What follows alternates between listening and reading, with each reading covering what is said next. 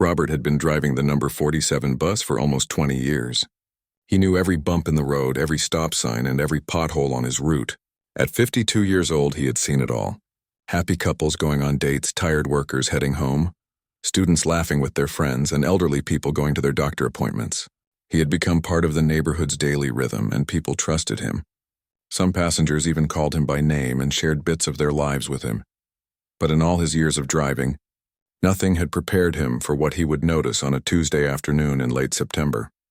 It was around 3:30 in the afternoon when she got on the bus. A little girl, probably about 8 or 9 years old, with her hair pulled back in a simple ponytail. She wore a faded purple jacket that looked a bit too small for her, and carried a backpack that seemed way too big for her tiny frame. She climbed the steps slowly, like the bag was weighing her down.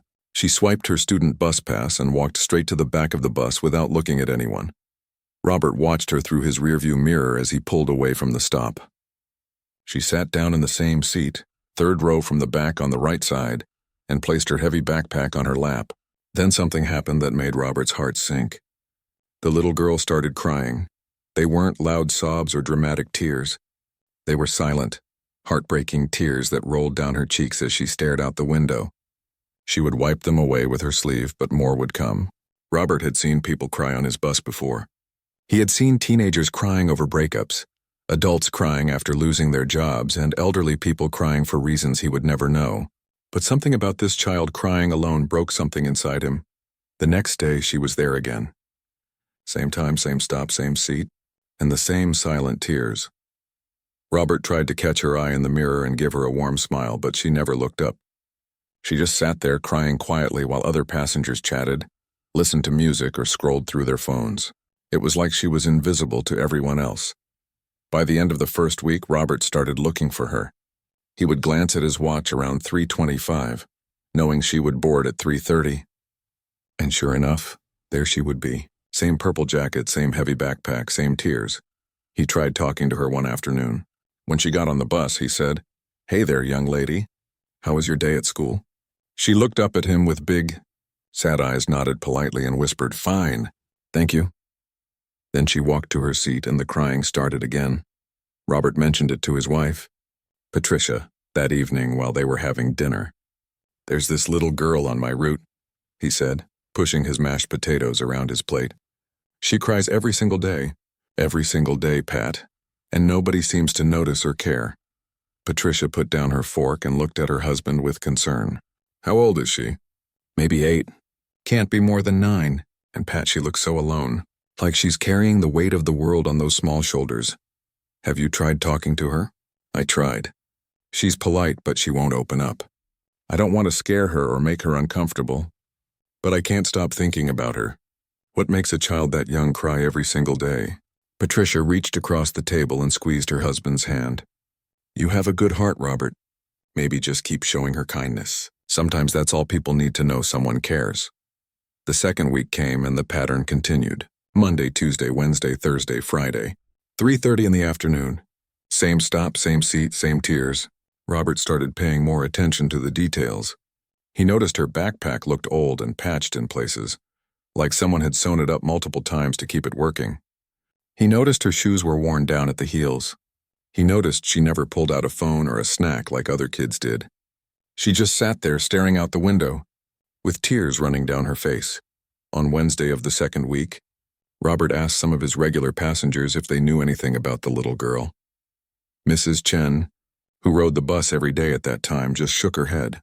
"I've seen her, but I don't know her. Poor thing always looks so sad." Mr. Johnson, a retired teacher, said, "Kids these days go through a lot. Could be anything. Bullying, problems at home, who knows?" But nobody really knew anything, and nobody seemed to think it was unusual enough to do something about it. Robert started watching where she got off. It was always at Maple Street, about 25 minutes into the route. The neighborhood there had seen better days. Old apartment buildings, some with broken windows and graffiti on the walls. Small shops with security bars. It wasn't dangerous exactly, but it was clear that people there were struggling to get by. He would watch through his mirror as the little girl got off the bus, adjusting her heavy backpack on her shoulders. She would walk slowly toward a 3-story apartment building with faded red brick. Every time Robert felt a pull in his chest, wanting to follow her, wanting to help, but not knowing how. One rainy Thursday afternoon, the situation got worse. The little girl got on the bus completely soaked. She didn't have an umbrella or a proper rain jacket. Her purple jacket was so wet it was dripping water on the bus floor. Her shoes squished with every step. Some of the other kids on the bus laughed and whispered, pointing at her wet clothes. Robert felt his jaw tighten. He wanted to say something to those kids, but he knew it would only make things worse for her. Instead, he cranked up the heat on the bus, hoping it would help her dry off a little. That day, she cried harder than usual. Her whole body shook as she tried to hold back sobs. Robert's heart was breaking. When she got off at Maple Street, walking into the rain without any protection, he made a decision. Something was very wrong in this child's life, and he couldn't just ignore it anymore. That night, he told Patricia everything. "I need to do something," he said. "I can't just drive past this every day and pretend everything is fine." "What are you thinking?" Patricia asked. "I don't know yet, but I'm going to find out what's going on. That little girl needs help, and it seems like nobody else is paying attention." Patricia nodded. "Just be careful, honey. You have a good heart, but you also need to be smart about this. You don't want to scare her or her family." "I know," Robert said. "I'll be careful, but I have to try." The next morning, Robert drove his route with a new sense of purpose. He didn't know what he would discover or how he could help, but he knew one thing for certain. That little girl with the sad eyes and the heavy backpack had touched his heart, and he wasn't going to let her suffer alone anymore. Whatever was making her cry every day, he was determined to find out. And somehow, some way, he was going to help make it better. Robert started his third week on high alert. He was no longer just driving the bus and going through the motions. Now he was watching. Really watching. Every detail about the little girl mattered, and he was determined to understand what was happening in her life. Monday afternoon came, and right on schedule, she boarded at 3:30. Robert gave her his warmest smile and said, "Good afternoon." She looked up briefly, gave a tiny nod, and headed to her usual seat. As she walked past him, Robert noticed something he hadn't paid attention to before. The backpack on her shoulders wasn't just big. It was stuffed full, like she was carrying bricks inside. The straps dug into her small shoulders, and she had to lean forward slightly just to balance the weight. Why would a third or fourth grader have such a heavy backpack? Robert wondered. He thought about his own grandkids. They had backpacks too, but they were never that full or that heavy. This didn't make sense. Through his mirror, he watched her settle into her seat. As usual, the tears started almost immediately. But today, Robert noticed something else. She pressed her hand against her stomach and closed her eyes like she was in pain. Then she opened her backpack, looked inside, closed it quickly, and went back to staring out the window with tears streaming down her face. When she got off at Maple Street, Robert watched more carefully than before. She struggled down the bus steps with that heavy backpack, nearly losing her balance. Once on the sidewalk, she adjusted the straps and started walking. But instead of going straight to the apartment building like she usually did, she stopped at a small corner store. Through his side mirror, Robert could see her standing outside, looking in the window. She stood there for almost a full minute, just staring inside. Then she touched her stomach again, shook her head, and walked away toward the apartments. That image stayed with Robert all evening. A hungry child staring into a store but not going in. He couldn't sleep that night, tossing and turning while Patricia slept beside him. The next day, Tuesday, Robert decided to take his lunch break near Maple Street. He parked the bus at a different stop during his break time and walked back to the neighborhood. He wanted to see the area in daylight, to understand where this little girl was living. The apartment building was worse than he thought. Paint was peeling off the walls. One of the entrance doors didn't close properly. There was trash in the small front yard that nobody had bothered to pick up. A few windows were covered with cardboard instead of curtains. Robert's heart sank. He had grown up poor himself. He knew what it was like to live in a place like this, to feel like the world had forgotten about you. But he had gotten lucky. He had gotten his bus driver's license, found steady work, and built a decent life. Not everyone got that chance. He walked past the building slowly, not wanting to look suspicious. He noticed a small playground nearby with broken swings and a rusty slide. A few older kids were hanging around, but no young children. The whole area felt tired and forgotten. like hope had packed up and moved somewhere else. That afternoon, when the little girl got on the bus, Robert was ready with more observations. He noticed her lunchbox clipped to the outside of her backpack. It was one of those cheap plastic ones that you could buy at a dollar store. But here's what caught his attention. The lunchbox was completely flat, empty, like there had never been anything in it at all. Robert thought about his own childhood again. Even on the worst days, his mother had managed to put something in his lunch. Maybe just a peanut butter sandwich and an apple, but it was something. This little girl had nothing, and judging by the way she kept touching her stomach, she was hungry. Very hungry. The tears came again, and Robert felt completely helpless. He was just a bus driver. What could he really do? Call child services? What if that made things worse? What if she ended up in foster care, separated from her family? He didn't want to cause more pain. But he couldn't just do nothing either. Wednesday brought rain again, and Robert made sure to have the heat on full blast before the little girl got on. She arrived soaked once more, and this time he noticed her shoes were literally falling apart. The sole on her right shoe was coming loose, flapping with every step. Water squished out with each footfall. "Sweetie, you really need an umbrella," Robert said gently as she passed him. She looked up at him with those big, sad eyes and whispered, "I know. I'm sorry about the water." "Oh, no, don't apologize," Robert said quickly. "I'm not upset about that. I'm just worried about you catching a cold. That's all." She nodded and continued to her seat. Robert noticed she was shivering. The wet clothes and the cold rain had chilled her to the bone. He wished he had a blanket or a jacket to give her, but all he had was the bus heater. That day, after she got off, Robert did something he had never done before. He called the school district office. He explained that he was a bus driver and was concerned about a student on his route. He didn't know her name, but he described her and asked if there was someone who could check on her. The woman on the phone was polite, but not very helpful. "Sir, we have thousands of students in our district. Unless you know the child's name or school, there's not much we can do. And frankly, we can't share student information with bus drivers. Privacy laws, you understand?" Robert understood, but it didn't make him feel any better. He was stuck. He wanted to help, but didn't know how. Thursday afternoon, something different happened. The bus was more crowded than usual because another route had broken down and those passengers had been redirected to Robert's bus. Every seat was taken and people were standing in the aisle. The little girl had to sit with someone else in her usual row.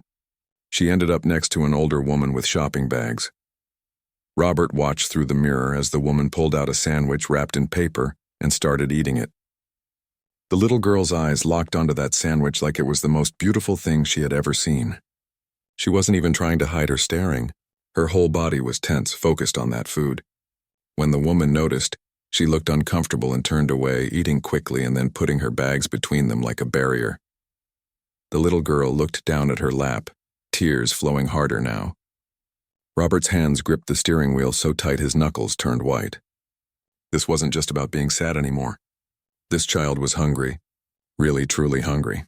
And Robert knew that hungry children don't just need sympathy, they need food. They need help.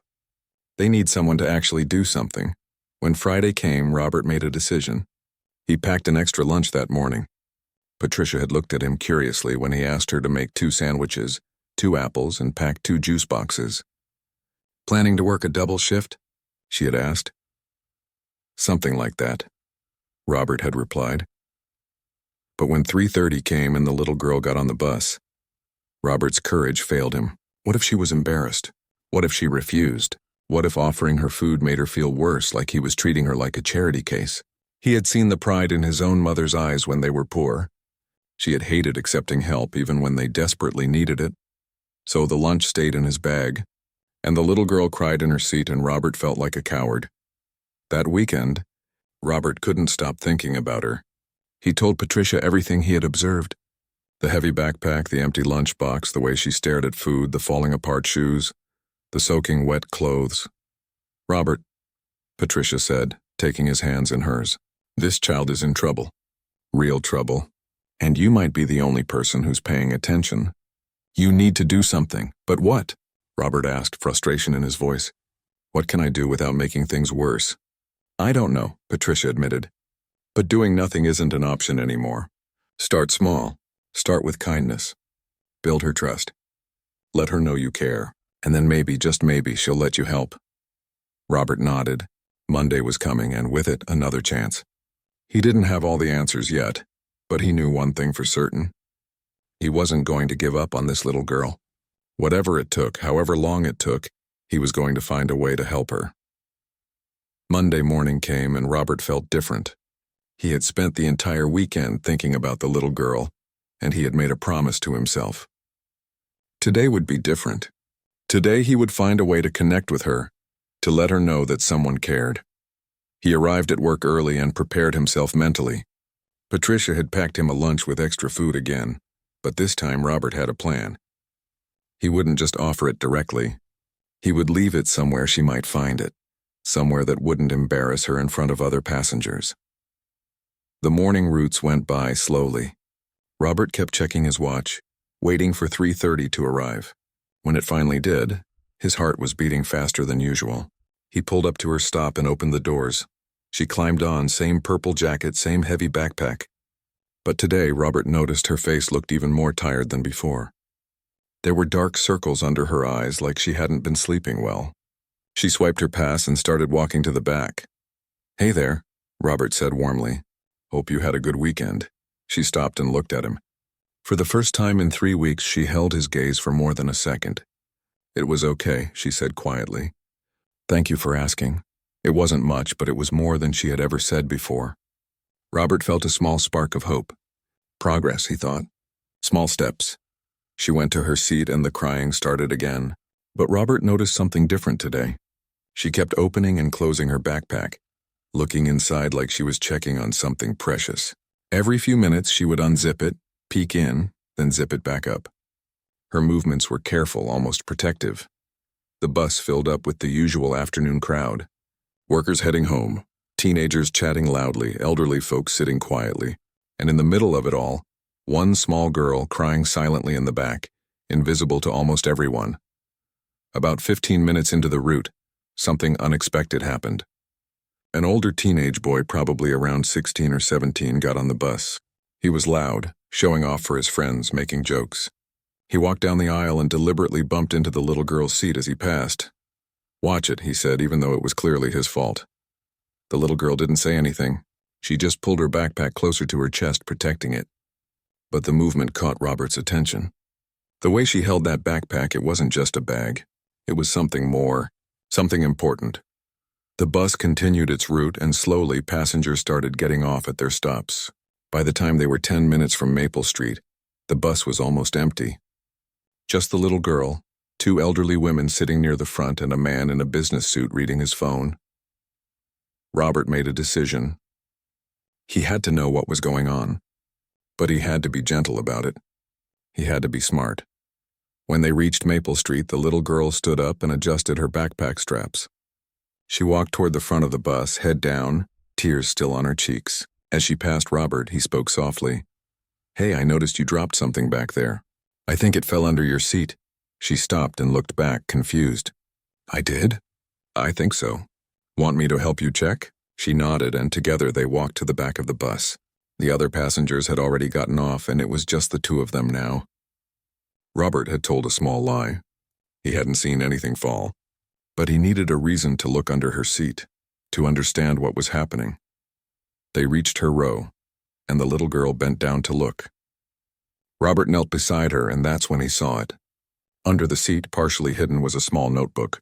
It had fallen out of her backpack, probably when she had been checking inside it earlier. "Is this yours?" Robert asked gently, picking it up. Her eyes went wide with panic. She reached for it quickly. "Yes, that's mine. I'm sorry, I didn't mean to leave it." But as she grabbed for it, the notebook fell open. Robert couldn't help but see what was written on the page. It was a child's handwriting, messy but earnest. The words made his heart stop. Monday. Found half a sandwich in the trash. Wrapped it up. 2 apple slices from lunch table. 1 juice box. Tuesday. Got extra crackers from the cafeteria lady. She didn't notice. 1 orange. Wednesday. Chicken nuggets, only 2. Couldn't get more. Some carrots. Wished I could bring more home. Robert felt like someone had punched him in the stomach. The little girl snatched the notebook and held it against her chest, tears now pouring down her face. Not the silent tears from before, but real, panicked sobbing. "Please don't tell anyone," she cried. "Please, please don't tell. They'll take me away. They'll take me away from my mama." Robert's own eyes filled with tears. He sat down in the seat and looked at this brave, terrified little girl. "Sweetheart," he said softly, "I'm not going to get you in trouble. I promise. But I need you to talk to me. I need you to tell me what's going on." She was shaking, clutching her backpack and the notebook. For a long moment, she didn't speak. Then slowly, the words started coming out. "My mama is sick," she whispered. "Real sick. She can't get out of bed most days. She can't work. We don't have any money for food. What about family? Grandparents? Aunts or uncles?" She shook her head. "We don't have nobody. It's just me and Mama. And Mama says we can't tell anyone because they'll say she can't take care of me. They'll put me in foster care. They'll take me away." Robert felt his heart breaking into pieces. "So you've been taking food from school? To bring home to your mother?" She nodded, crying harder. "I save my lunch. I take what other kids don't want. Sometimes the cafeteria lady gives me extra when she thinks nobody's watching. I put it all in my backpack and bring it home. It's not enough, but it's something. Mama needs to eat so she can get better." "How long has this been going on?"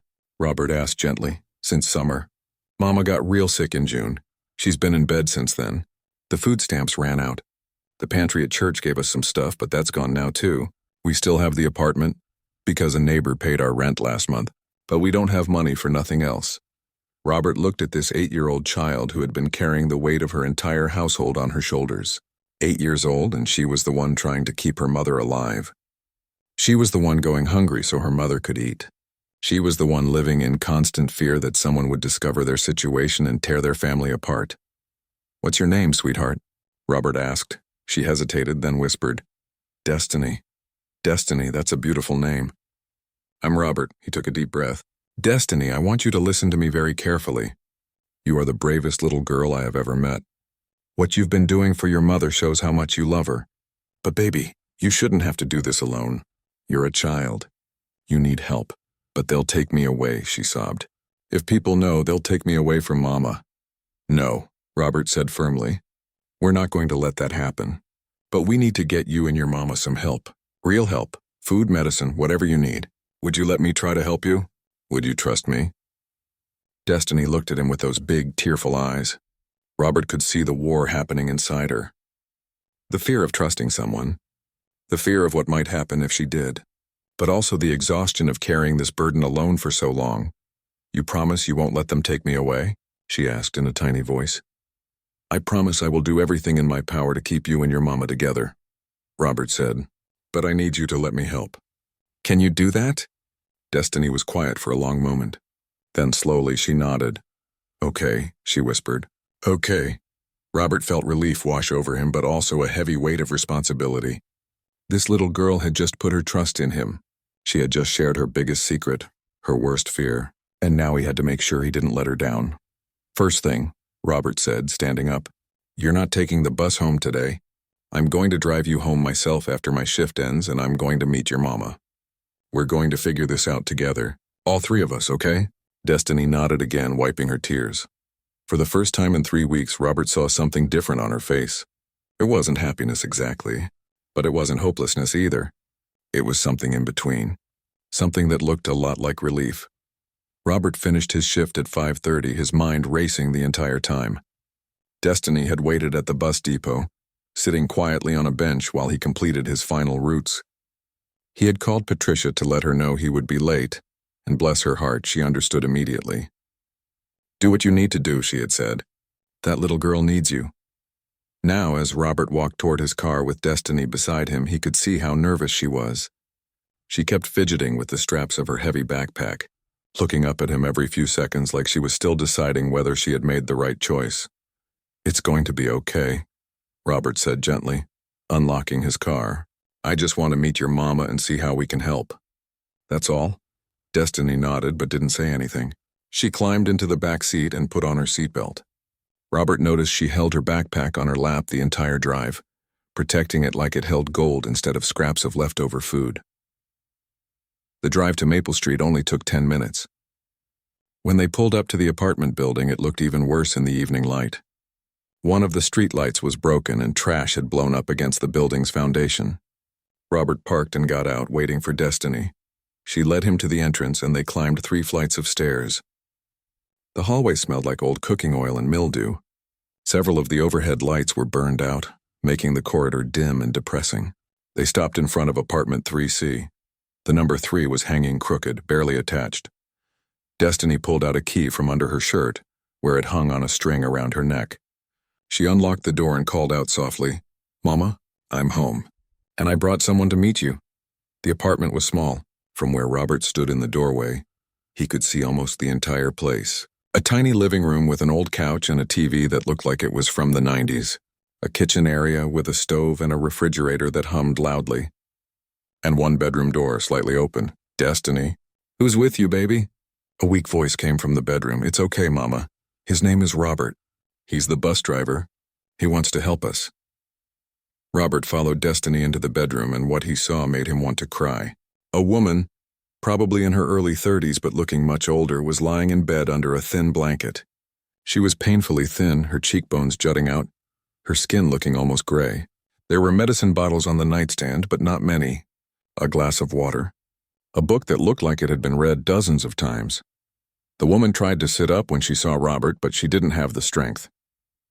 "I'm sorry," she said, embarrassment coloring her weak voice. "I'm not much for receiving guests these days. I'm Destiny's mother, Angela." Robert stepped forward, hat in his hands. "Ma'am, please don't apologize. I'm Robert.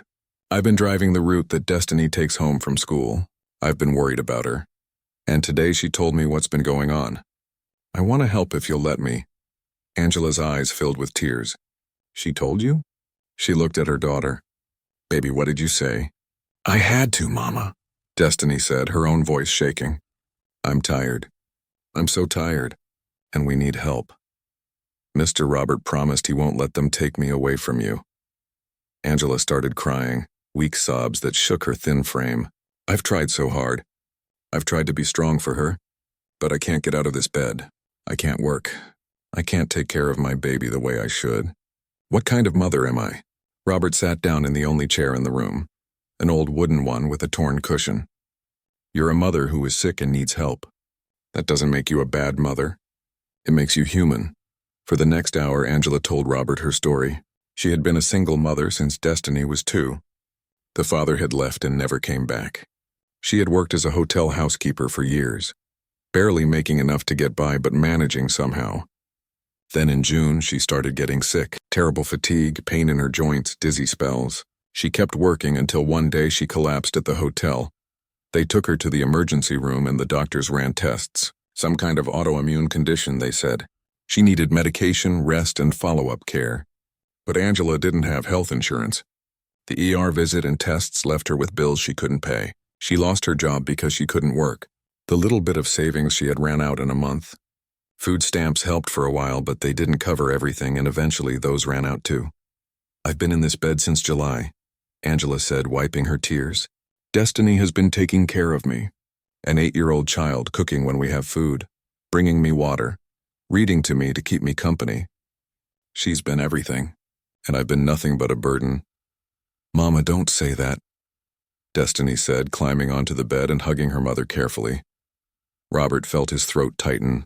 He thought about his own life, his comfortable home, his steady paycheck, his health insurance.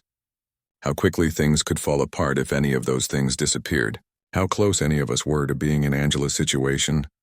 "Listen to me," Robert said, his voice firm but kind. "This ends today. Starting right now, we're going to get you help, both of you." "I don't have money," Angela said. "I can't pay you back. I'm not asking you to pay me back. I'm asking you to let people help you. That's all." Robert stood up and pulled out his phone. First he called Patricia. "Honey, I need you to do something for me. Go to the grocery store and buy food. Lots of food. Meat, vegetables, bread, milk, everything. Bring it to this address." He gave her Angela's address. "I'm on it," Patricia said without hesitation. Next, Robert called his pastor, Reverend Williams. "Reverend, I've got a situation here, a family in need. I'm going to need the church's help." He explained everything. "Say no more," Reverend Williams said. "I'll make some calls. We'll get this sorted." Then Robert did something he had never done before. He took a photo of the apartment, of the empty refrigerator, and wrote a post on his Facebook page.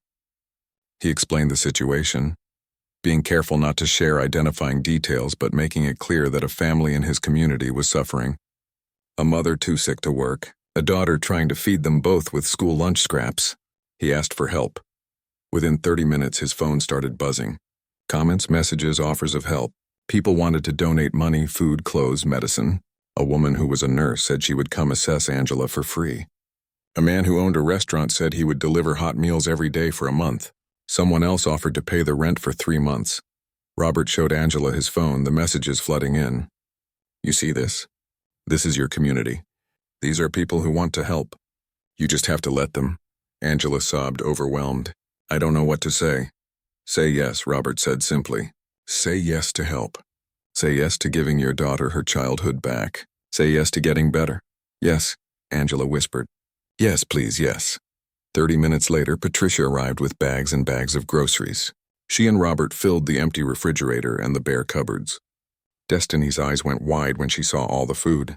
Real food, fresh fruit, actual meat, bread, cereal, juice boxes. Can I have some now?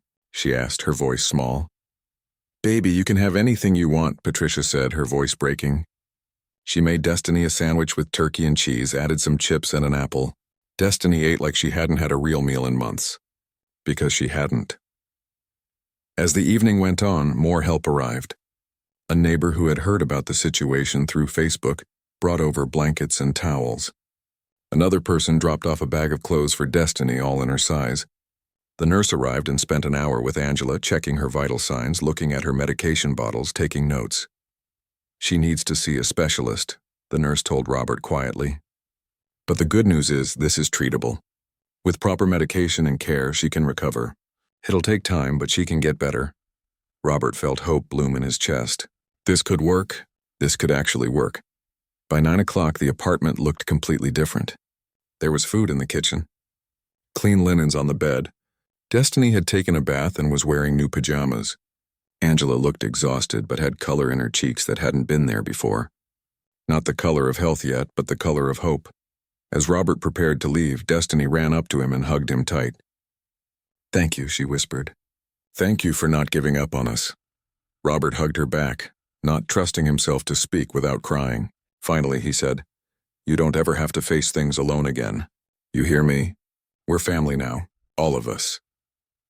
That night, driving home with Patricia, Robert felt something he hadn't felt in a long time. Purpose. Real purpose. He had spent 20 years driving that bus, seeing people but not really seeing them. Today he had really seen someone, and it had changed everything. 3 months had passed since that evening in apartment 3C, and the world looked completely different for everyone involved. Robert pulled up to the Maple Street stop on a cold December afternoon, and like always now, he looked for her. But this time, when Destiny climbed onto the bus, everything about her had changed. She wore a warm winter coat, bright pink with a fuzzy hood, new shoes that actually fit her feet. Her backpack, while still on her shoulders, wasn't stuffed to bursting anymore. And most importantly, when she looked at Robert, she was smiling. Hi, Mr. Robert, she said cheerfully, practically bouncing up the steps. Well, hello there, Miss Destiny, Robert said with a grin. How was school today? Really good. I got an A on my math test, and Mrs. Peterson said my reading is getting so much better. And guess what? I made a new friend. Her name is Crystal, and she likes the same books as me. That's wonderful, sweetheart. I'm so proud of you. Destiny went to her usual seat, but now instead of crying, she pulled out a book and started reading. Every few minutes, she would look up and smile at Robert through the mirror. The transformation was like watching a wilted flower bloom after finally getting water. The Facebook post that Robert had made 3 months ago had gone viral in their community. What started as a few friends offering to help had grown into something much bigger. Within the first week, people had donated over $12,000 to a fund set up for Angela and Destiny. The local news had even picked up the story, which brought in even more support. A doctor who specialized in autoimmune diseases had reached out through the news station, offering to treat Angela for free. He had put her on proper medication, adjusted her treatment plan, and monitored her progress weekly. Slowly but surely, Angela had started getting better. It wasn't a miracle cure. She still had bad days, But the good days started outnumbering the bad ones. By the end of September, Angela could get out of bed and walk around the apartment. By October, she could cook simple meals and do light housework. By November, she was talking about finding work again, something part-time that wouldn't be too demanding while she continued to recover. The church had stepped up in ways Robert never expected. They paid 3 months of rent as promised, but they also did more. They organized volunteers to help clean and fix up the apartment. They provided weekly grocery deliveries. They even connected Angela with a social worker who helped her navigate the complicated world of disability assistance and medical coverage. A family from the church had become like adopted grandparents to Destiny. They took her to the library every Saturday, helped her with homework, and just gave her the kind of stable, loving support that every child deserved. Destiny had started calling them Grandpa Joe and Grandma Ruth, and they loved her like their own grandchild. The restaurant owner who had promised hot meals had kept his word. Every evening for 3 months, a volunteer from the community had delivered a home-cooked dinner to apartment 3C. Sometimes it was simple pasta. Other times it was full meals with meat and vegetables and dessert. Angela said that the dinner deliveries had saved their lives in those first critical weeks. But perhaps the biggest change was in Destiny herself.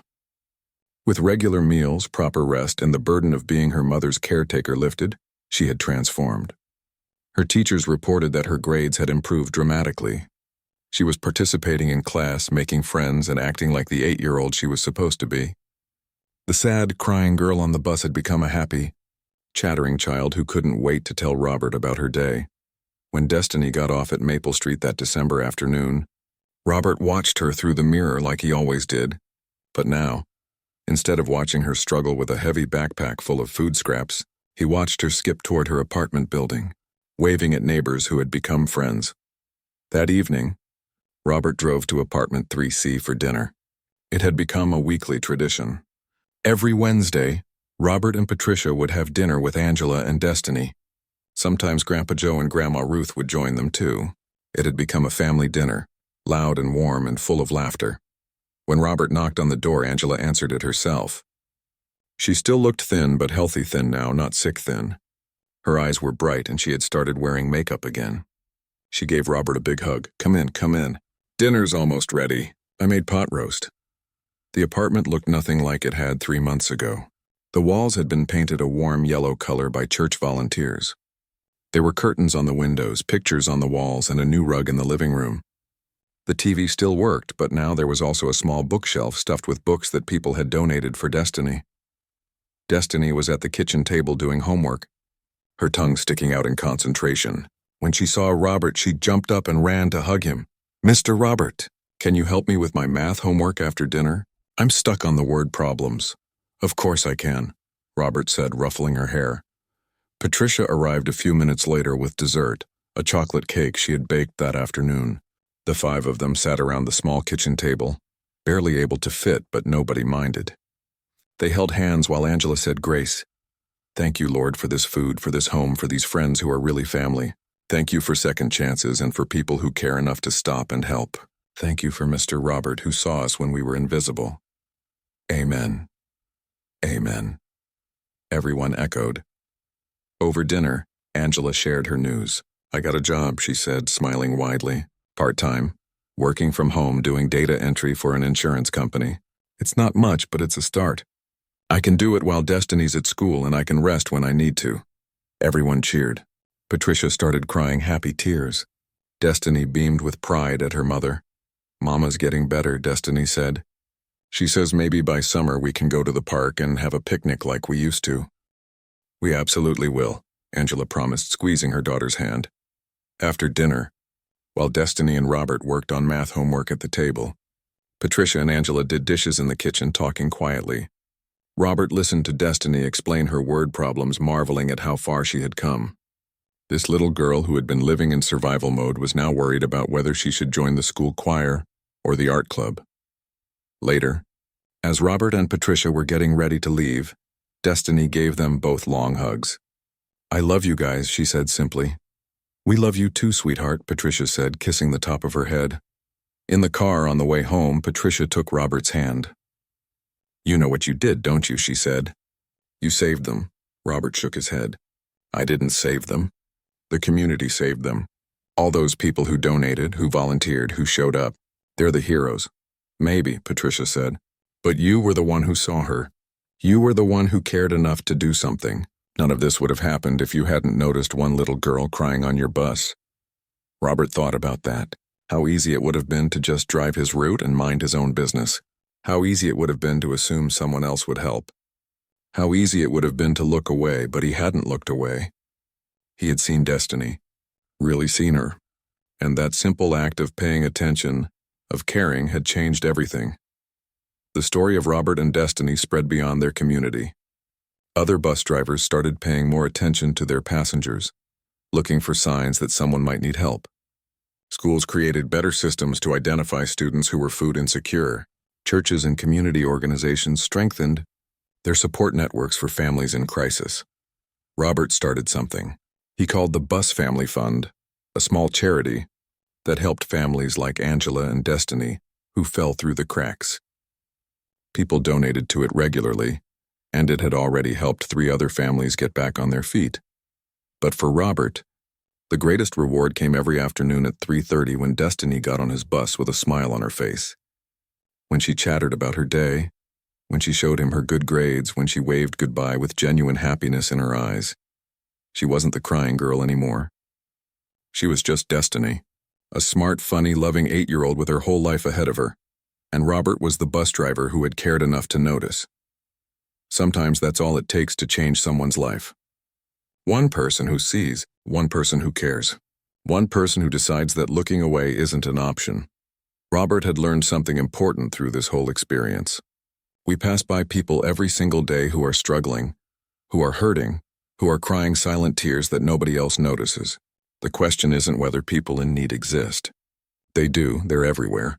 The question is whether we're willing to really see them. And then, once we see them, whether we're brave enough to do something about it. Robert had seen. He had acted. And in doing so, he had discovered something beautiful about humanity.